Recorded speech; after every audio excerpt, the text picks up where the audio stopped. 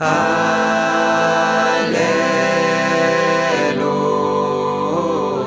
100 years. Our story began over 100 years ago. And although we may have had a different name back then and prayed within different walls, our mission and beating heart has always remained the same. We are a diverse community, drawing from a broad spectrum of backgrounds and lifestyles, blending the traditional with the contemporary, honoring our history, but never being afraid to embrace change. But through it all, we have not only survived, but we have thrived, evolving into a true Kehila Kadosha, a holy community devoted to each other, to furthering education, to celebration, and to Jewish living. Kol Ami truly is the voice of our people. It's remarkable to think that this special place and our journey began so simply when two children, Robert Stein and Martin Barbie, asked their parents for a similar experience to their friends who attended Sunday school. 11 families pledged $100 each to start a school, which opened in the fall of 1922 at Hake's Business School on Main Street in White Plains. The Jewish Community Center was formally founded on August 24, 1923, with the first High Holy Day services conducted by Rabbi Sidney E. Goldstein. Funds were raised which allowed for the purchase of land on Sterling Avenue to build a temple, officially dedicated in the spring of 1926. By 1929, we were conducting B'nai Mitzvah, Passover services, and confirmation, all part of our current practice. It was really in the 1930s and then the 40s, with the hiring of a promising young rabbi from Boston, Rabbi Lawrence Schwartz, that the JCC experienced tremendous growth and saw the establishment of adult education, expansion of the men's and women's guilds, and the teaching of Hebrew as a prominent component of the religious school curriculum. We quickly outgrew our Sterling Avenue home, and in 1944, 7.5 acres were purchased on Soundview Avenue. Rabbi Schwartz retired in 1967. Rabbi Maurice Davis was then installed as senior rabbi, a skillful orator, social justice activist, and authority on religious cults. Members who were Maury Davis fans loved his sermons and the adult ed courses. That was the highlight of Maury's tenure. In 1974, the early childhood program was launched, and it continues to this day. Rabbi Mark Weiner succeeded Rabbi Davis in 1987 and served our congregation as senior rabbi until 1996. The 1980s marked an era of improvements to our facilities, with the Jaffin Activities Center and its sparkling new gym. And the beautiful Shulman Chapel in the Woods was completed in 1984. 1986 marked the arrival of Rabbi Shira Milgram. In the late 80s, Rabbi Shira started the Saturday morning lift, which is still going strong. At the time, the only Saturday morning service was when there was a bar bat mitzvah. And so we began a service in this chapel, which we advertised as Come for a Spiritual Lift. It never got another name. It was just called the lift. The first week, we had 3 people. And from that moment on, we never counted the house. Everyone counted. And in the early 1990s, we developed a congregational prayer book. The prayer book didn't work anymore. And so we decided we would Xerox something. We would take some of our favorite readings, add some poems, add transliteration, because a lot of people didn't read Hebrew. Over time, that prayer book influenced many of the prayer books across the Reform movement. A dramatic change occurred in May 1995 when we officially changed our name from the JCC to Congregation Kol Ami, Voice of My People. True to Kol Ami's innovative style, the congregation approved a co-rabbinate with Rabbi Tom Weiner joining us from Central Synagogue. I had been here already for 11 years, first as an assistant, then as an associate. And I said to the leadership, I would love to stay, but I don't want to be in an associate position anymore, and I don't want to be a senior alone. It was definitely an innovative approach and a risky approach. And then we set about searching for that partner. But you needed to find someone who was willing to play that role as well and be an equal partner. And Tom Weiner fit the bill. I had been in a somewhat similar situation in a synagogue for 13 years in a place that was very traditionally hierarchical. So the opportunity to have this kind of partnership was incredibly appealing. There are very few congregations in the world and in the United States that have dared the model that we championed for 25 years. Trust is really big, and creating a community where people could trust us, trust that their souls would be held, and that the adventure would be worth taking, and that they would be safe and loved. There was never this kind of adversarial feeling. I felt that, the congregant threw a tomato, you would have been, you would have grabbed it before it hit my face. But, in real ways, I think we had each other's backs, and that's comforting and important and powerful. The 1990s saw the start of the temple retreat that has been a cherished tradition. In December 2010, a town hall meeting was convened to fulfill the dream of creating a new sanctuary.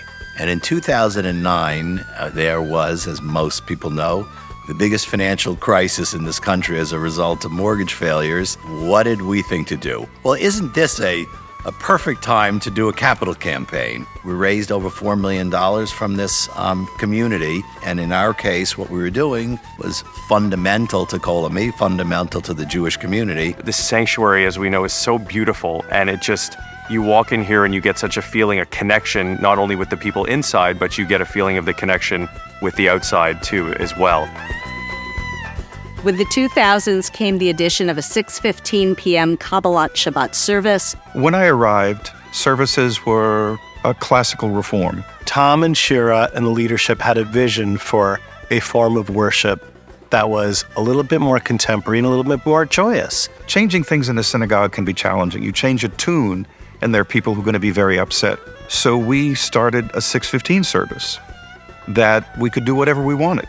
And that vision for joy required engagement on a more intimate, personal level, a congregational voice. On Friday night, the entire congregation is the choir. Friday after Friday after Friday after Friday. I remember we said a long time ago when we were doing this, that let's always keep in mind that we want to create something that we would want to go to. And now that I'm retired, I love coming to services on Friday night and, sitting in a pew and just enjoying myself. America runs on Duncan, Kol Ami runs on music. Music is everything. And I was lucky to inherit a rich musical legacy and culture and energy from Cantor David Rosen, who inherited that from Cantor Mo Glasman, who inherited that from Cantor Annie Bornstein. Prayer doesn't belong to the cantor or the rabbi. Prayer belongs to the people. And so we're now saying to a congregation, it's just as much yours as it is mine. And we've all inherited that from Cantor Rye Smolover. You can hear the quality of the sacred in the Chazan, not the technical dreidels, nor even the lovely vocal quality, or even the phrasing. The Chazan has to be a sacred person. He was a singer. He was a composer. The folk rock services that he did were of his composition. He was a man of his time and a man ahead of his time. And I think that's what he would be proud of being able to be. We're here to carry the line, to keep that beating heart beating and beating and beating. It's all about music. This is a congregation that doesn't just say it's nice to feed the hungry, but a place that wants to invest its time and resources and energy into that kind of work. 1 in 5 people in Westchester go to bed hungry at night, but I didn't know it was an issue within the congregation. We spent many months working with the food banks of Westchester, how we could open a food pantry here at Kol Ami. People rose. Members of the congregation took the leadership, and the new leadership of the pantry has taken it also to new places. In the last several years, there are 2 big challenges that we faced. The first one was the global pandemic. And candidly, I'm really proud of how we handled that. We're concerned about how we're going to keep the temple functioning. We're concerned about going forward. How our community mobilized so quickly we somehow were able to gear up and to be there for people who were in real need. Keeping this community together at that point with limited contact was a Herculean effort, finding ways to keep those touch points. And with that, I also think we were really creative. We started doing Zoom bar mitzvahs. We did Zoom services. The first optimistic turn for me was when we did the 24-hour live stream telethon. And Alex Hopkins and I decided we're going to stay up 24 hours and we're going to try and raise as much money as we can. We had to cancel that year's gala. There was a huge hole in the budget. And we said, if we can fill a quarter of that, we'll be successful. The streaming was a massive success. And that first High Holy Days, to be in a television studio, and that's what our sanctuary was. The comments that we got from people that they felt so close and they felt a part of it, we succeeded. What makes Kol Ami special are the people. When two people relate authentically and humanly, God is the energy that surges between them. That's what God is. And from day one, that was my experience at Kol Ami. There's always this mentality of let's try things, this idea of being creative and knowing that even if it doesn't work out, the community is going to support you. Leading this congregation was one of the greatest gifts of my life. I felt like the luckiest person in the world. I got to experience all of this and meet so many unbelievable people. There's something earnest and compassionate and dedicated about this place. That the people here, they believe it. They want to be a part of it. It's not make it for me, it's let's make it together. It's a place of creativity and inspiration that knows its values, that lives its values. I don't know if every rabbi feels this way about their congregation, but I felt about Kol Ami that souls that were meant to meet up in this lifetime were meant to bump into each other, found each other here. What intensity to have a place like that.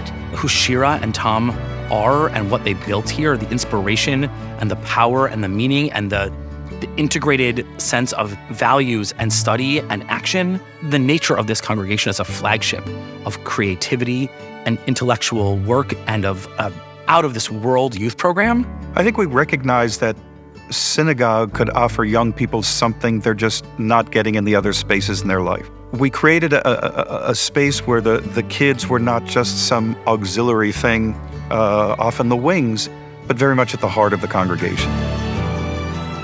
You can find what is interesting to you and find the people who do what you're interested in doing. To be part of this community, to have opportunities over the years to do various different things, sing in the choir, and most recently I was in the Spiel, which was a bucket list item of mine. And about Purim, just laugh and enjoy the gift of life. The congregation that knows how to laugh and knows how to be totally nuts and silly is in great shape. We're a yes place. We like to make things happen. If you take a chance on us, we're yours forever.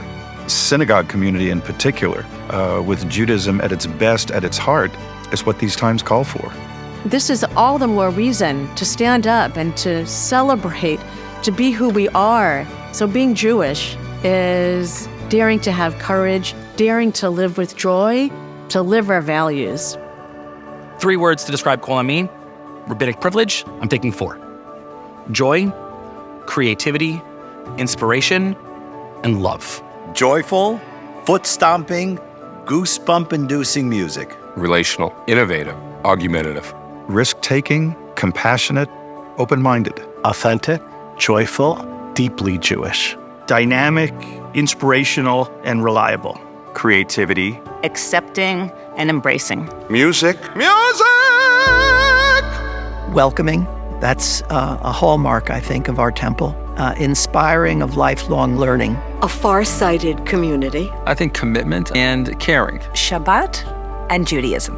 Home and aspirational. Opportunity and potential. My dream for Kol Ami is to always be a place of courage, a place of joy, a place where everyone knows that being alive, being human is a gift, and celebrating that gift.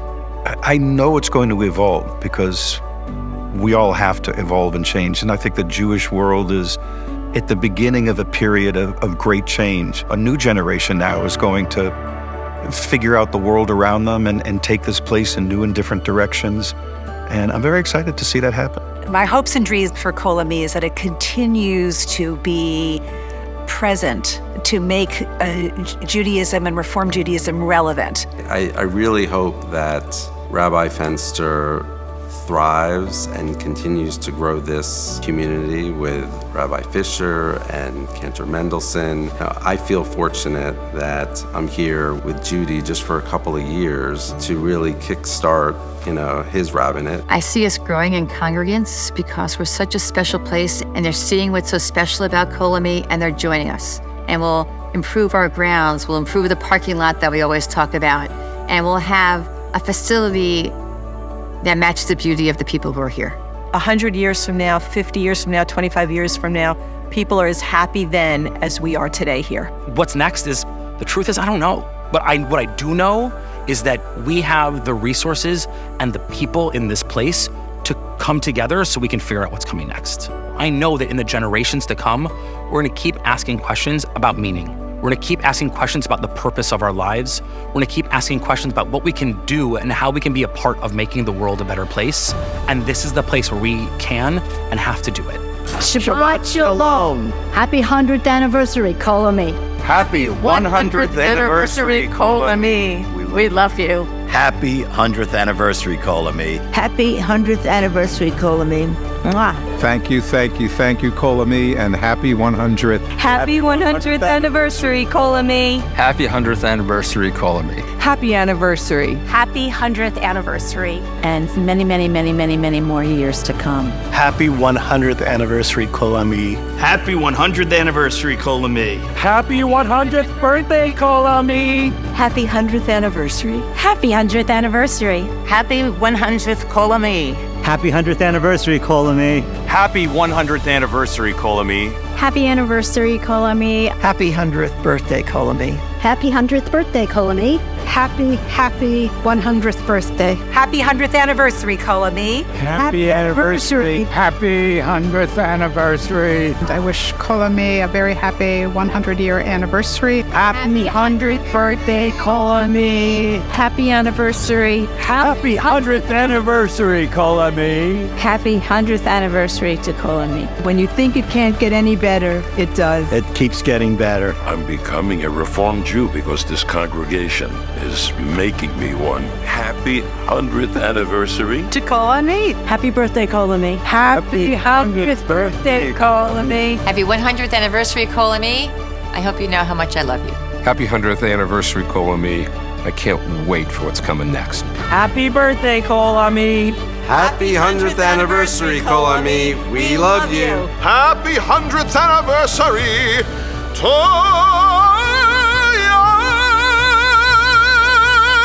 And so, happy 100th anniversary, Kol Ami. Your vivacious spirit is a beacon for the entire Jewish community. May the light you cast continue to shine, and may the music within your beating heart continue to bring comfort and joy for hundreds of years to come.